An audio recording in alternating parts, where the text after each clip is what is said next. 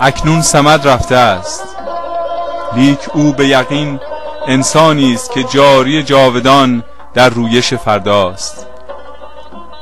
سوگواران راستین مرگ صمد آنانند که کمتر میگویند، کمتر هیاهو میکنند، لیک میکوشند تا بیشتر بشناسندش.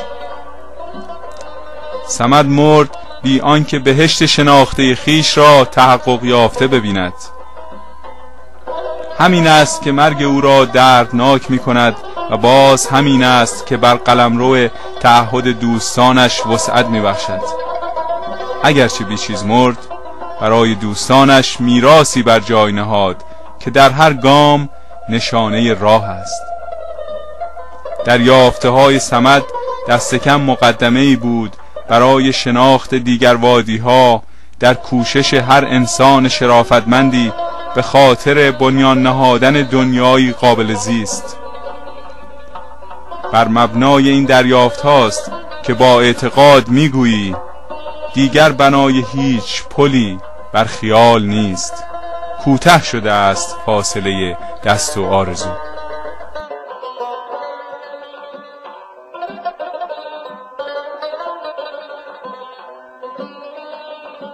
سالی دیگر از مرگ مردمی ترین چهره ادبیات معاصر صمد بهرنگی برگذشت. اما این مرگ نیست، زیرا که مرده‌اش نیز از مردمش جدا نیست. صمد بهرنگی با عشق به مردم و آتشی که از این عشق در سینه‌هایش گرمی می‌گرفت، چشمانداز محرومیت‌های جامعه را با درنگ در تضادهایی که خواستگاه این حرمان هاست در آثارش تصویر کرد. بهرنگی این معلم محرومان از بچه ها آغاز کرد، جانمایه‌اش را از بچه های محروم گرفت و بدانها بخشید. این بخشش او به بچه ها آموخت که باید راهی جست تا ایستاد و گریاند.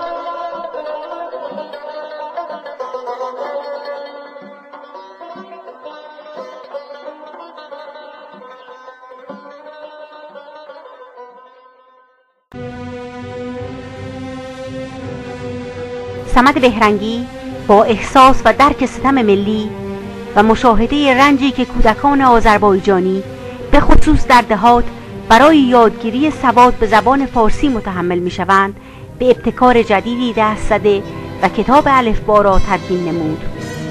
این کتاب در پرسه‌ای نظر بعضی مقامات در بنیاد پیکار با بیسوادی اشرف پهلوی را جلب نمود و منجر به درگیری صمد با آن مقامات گردید.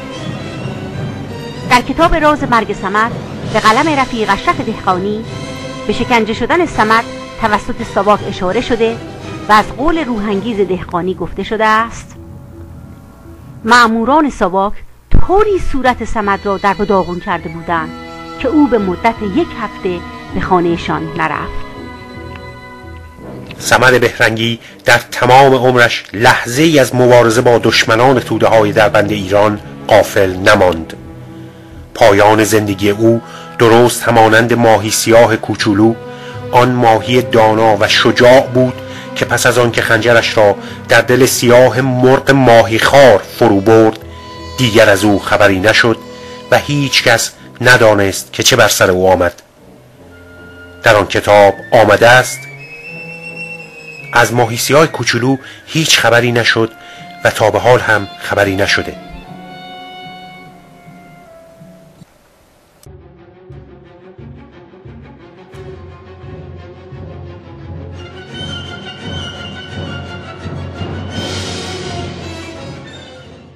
مرگ خیلی آسان میتواند الان به سراغ من بیاید، اما من تا میتوانم زندگی کنم نباید به پیشواز مرگ بروم.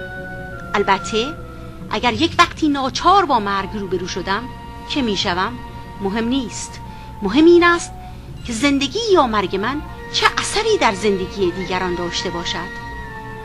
آری، مهم این است که زندگی و مرگ صمد بهرنگی این آموزگار و دوست همه بچه ها و انسان های خوب و نویسنده ای که شاهکارش زندگیش بود، چنان اثری در دل توده ها به جای گذاشته که آنها تا عمر دارند فراموشش نمی کنند و فراموشش نکردند.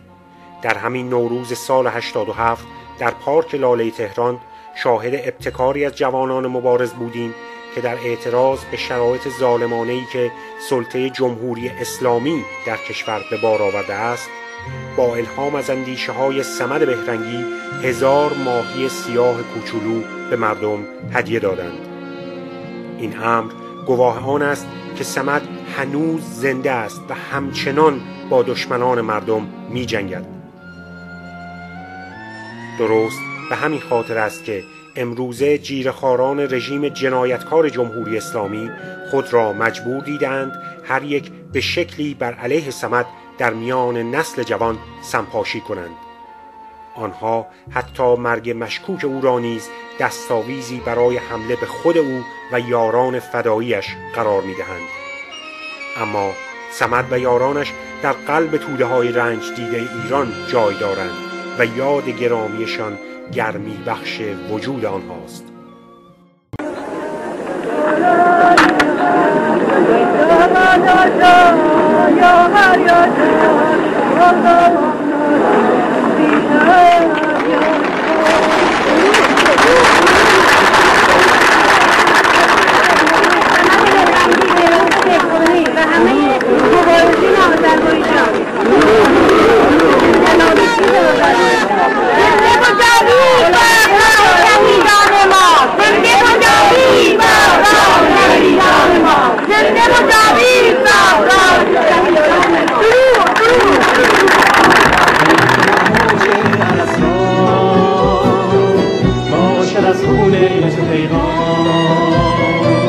ماهیان جوی باران میشناسندت هر نام.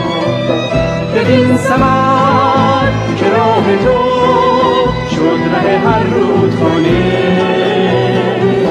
کلام تو کتاب تو میرود خانه به خانه. قصه های تو راه آزادی باز تا به رنج نکاس کار. ماهی کوچک راهی دریا می ستیزد با مرغ ماهی خوار. آتشی در دل شعله ها در خون میرود بیدار میرود هوشیار. آتشی در دل شعله ها در خون میرود بیدار میرود هوشیار.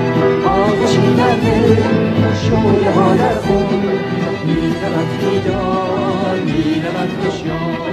آتشی در دل شعله ها در خون میرود بیدار.